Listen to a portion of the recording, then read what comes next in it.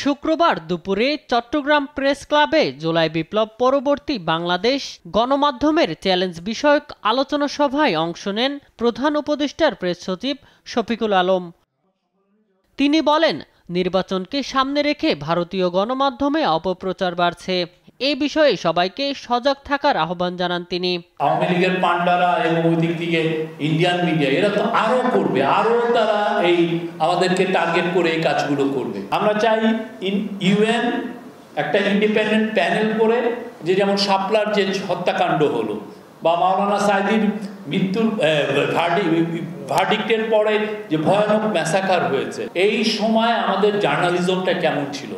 বিকেলে চট্টগ্রাম সার্কিট হাউজে সমসাময়িক বিষয়ে সাংবাদিকদের সঙ্গে কথা বলেন তিনি। বলেন, শেখ হাসিনা বাংলাদেশের অর্থনীতিকে ভঙ্গুর পরিস্থিতিতে রেখে গেছেন। সেই অর্থনীতিকে চাঙ্গা করা অন্তর্বর্তী সরকারের অন্যতম লক্ষ্য। সেজন্য যেসব সংস্কার প্রয়োজন সেগুলো শেষ করে নির্বাচন দেবে সরকার। ইন্টারিম গভর্নমেন্টের মূল ম্যান্ডেট হচ্ছে রাষ্ট্র সংস্কার করা।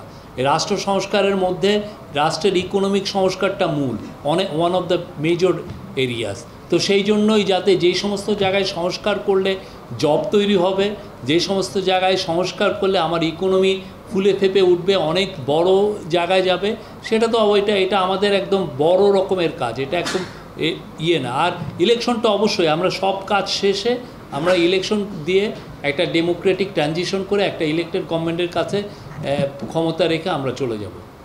গণমাধ্যমে নতুন করে যে 1,10,000 রোহিঙ্গা গেল 3 মাসে প্রবেশের কথা বলা হচ্ছে, সেটিকে বিভ্রান্তিকর বলেও জানান প্রধান উপদেষ্টার প্রেস সচিব।